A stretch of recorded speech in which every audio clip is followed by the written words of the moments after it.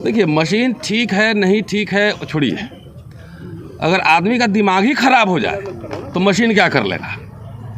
अगर presiding officer वहाँ पर वही बेईमान हो जाए, अगर डिस्ट्रिक्ट का डीएम ही बेईमान हो जाए, इलेक्शन कमीशन ही बेईमान हो जाए, सरकार ही बेईमान हो जाए, तो मशीन क्या कर लेगा। सवाल यहाँ जो है ये है, फंडामेंटल क्वेश्चन है। साथियों, एक आज़ादी मिली थी 1947 में, लेकिन ये समझ लीजिए कि ईवीएम से आज़ादी का ये आंदोलन है। और मैं आपके सामने, मेरे भाई हैं अभी लोकेंद्र जी आए हैं, आपको दिखाना चाहता हूँ। 30 नवंबर 2023 का एक सज्जन ने एक फेसबुक पोस्ट लिखा है और उसमें लिखा है कि खाचरौद नागदा विधानसभा कुल मत गिरे 1,78,364, अन्य प्रत्याशी 8,364, भाजपा 93,000, कांग्रेस 77,000। 93 और 77 का आंकड़ा इनके 30 तारीख को याद है, 3 दिन पहले। और जब रिजल्ट आया तो 93,000 और 77,000 के पास ही मामा जी के लड़के है ना, आपके जो लिखे हैं वो। हाँ, दिलीप सिंह गुर्जर। अच्छा, तो ये देख लीजिए, तो ये क्या कलाकारी है, ये सब हम लोग समझ रहे हैं। सीधी और सीधी बात है, ईवीएम से चुनाव दुनिया के सबसे बड़ी लोकशाही की डकैती है। अगर हम ये चाहते हैं, एक इंसान भी भारत का चाह रहा है, भारत का चाह रहा है कि हम कागज़ से हम अपना वोट दें, तो इलेक्शन कमीशन को ये बात ये माननी पड़ेगी।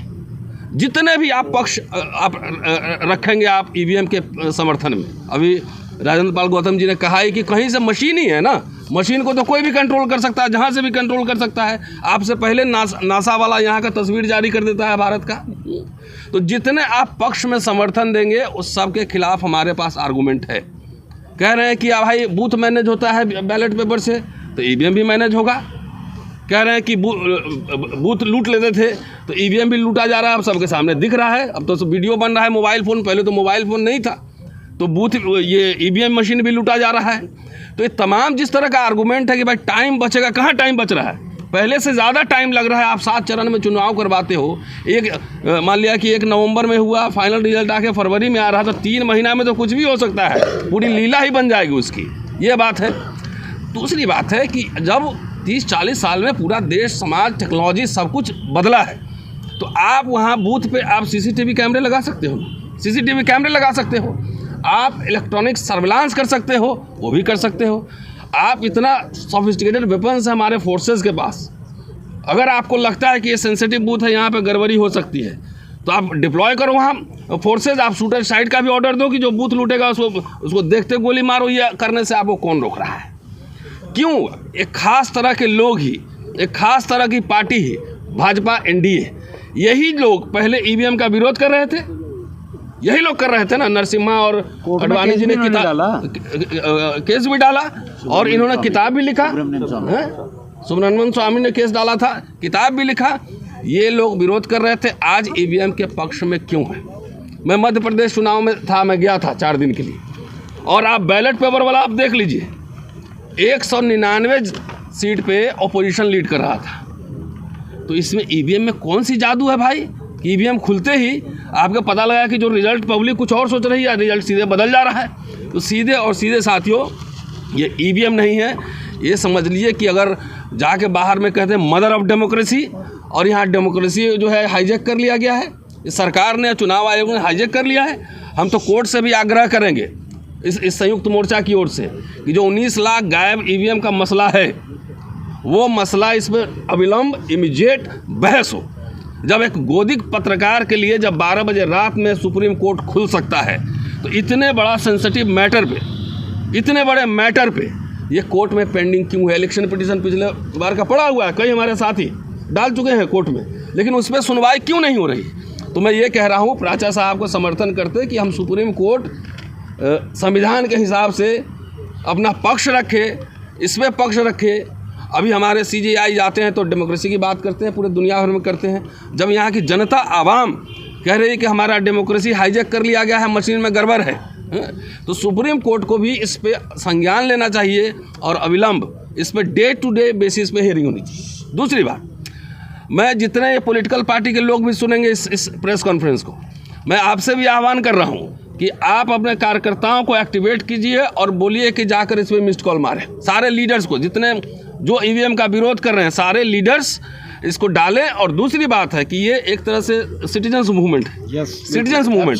हम लोग किसी पार्टी को रिप्रेजेंट नहीं कर रहे हैं, लेकिन तब भी ये आग्रह करें कि जो अपोजिशन पार्टी जो ईवीएम के विरोध में है वो इसके खिलाफ, वो भी तो सिटीजन है, वही वोटर है इस देश के, चाहे कितने भी बड़े नेता वोटर तो हैं ही, वो भी इसके खिलाफ आगाज़ करें। क्योंकि हम लोग को याद है 5 साल पहले जब राजेंद्र पाल गौतम साहब के हमने एक प्रेस कॉन्फ्रेंस इसी तरह से डेमो किया था, याद है आपको? बिल्कुल बिल्कुल। और वो खुद राहुल गांधी ने अपने वॉल पर शेयर किया और 20 करोड़ लोगों ने देखा था। तो अब खाली शेयर करने से काम नहीं चलेगा, अपोजिशन पार्टीज भी इसको पॉलिटिकल एजेंडा बनाए कि oppose EVM save democracy, oppose EVM save, जनता की आवाज़ है, जनता ये चाह रही है, आपको वोट जनता से ही लेना है। इसलिए पॉलिटिकल पार्टीज भी इसको पूरा एक पॉलिटिकल एजेंडा बनाए, अपने घोषणा पत्र में भी लाए, और ये भी हो कि एकदम बैलेट पेपर से चुनाव होगा और नहीं तो ईवीएम से चुनाव नहीं होगा। नहीं तो इसके बाद मैं ये कह रहा हूँ, पॉलिटिकल पार्टी को इलेक्शन लड़ना है, हमें आपको नहीं लड़ना, शायद आपको लड़ना पड़ सकता है। पॉलिटिकल पार्टी को इलेक्शन लड़ना है।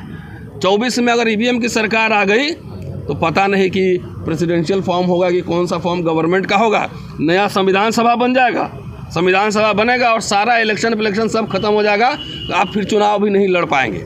इसलिए ये अपोजिशन पॉलिटिकल पार्टीज़ को ये चेतावनी भी है कि अपने फ्यूचर के लिए, अपने पॉलिटिकल फ्यूचर के लिए भी ये एक तरह का अखिल भारतीय मूवमेंट है। आज आपके सामने भानु प्रताप जी ने जिन राज्यों 13 राज्यों का नाम लिया ना आपने, धीरे धीरे ये संख्या बढ़ेगी ही। ये अखिल भारतीय स्वरूप ऑलरेडी ये ले चुका है। इसलिए हम लोग जो ताकत लगा रहे हैं अपने मिनिमम रिसोर्सेज के हिसाब से, उस तरह से पॉलिटिकल पार्टीज भी इसमें अपनी ताकत लगाए।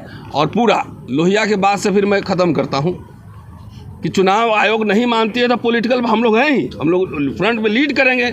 आइए दिल्ली में एक बड़ा प्रदर्शन हो, चुनाव आयोग में प्रदर्शन हो, लाखों लोग इकट्ठा हो, और ये संविधान के हिसाब से, संविधान जो राइट देता है हमें एकदम संविधान के हिसाब से हम लोग निर्वाचन आयोग का भी घेराव करेंगे। इसमें पूरी देश की जनता से अपील है कि डू और डाई, ये नारा 1942 में गांधी ने लगाया था, ये करो या मरो, उसी तरह से डू और डाई है। नहीं तो पता लगा ये कैसे हो, कहाँ से कॉन्फिडेंस आ रहा है कि अब की बार 400 पार, कहाँ से, कौन सा ऐसा आपने काम किया है? किसान सड़क पे है, छात्र शिक्षक सड़क पे है, मजदूर सड़क पे है, पहलवान सड़क पे है, तमाम लोग सड़क पे है। ये कॉन्फिडेंस कहाँ से? फौजी भी सड़क पे है, ड्राइवर सड़क पे है, सब लोग सड़क पे है। कि आज जो नंबर जो रिलीज़ किया गया है, थंबनेल और टाइटल में यही नंबर लगाएं। मैं रिपीट करता हूँ एक बार फिर, 9667222062। थंबनेल में और टाइटल में यही लगाएं कि अगर आप ईवीएम के विरोध में हैं तो इस पर मिस्ड कॉल मारें। ये सारे साथियों से निवेदन है। इसलिए हम लोग जान रहे हैं कि ये पूरा गड़बड़ होना है ईवीएम से। ईवीएम का अपोज करो, संविधान बचाओ और देश बचाओ। शुक्रिया।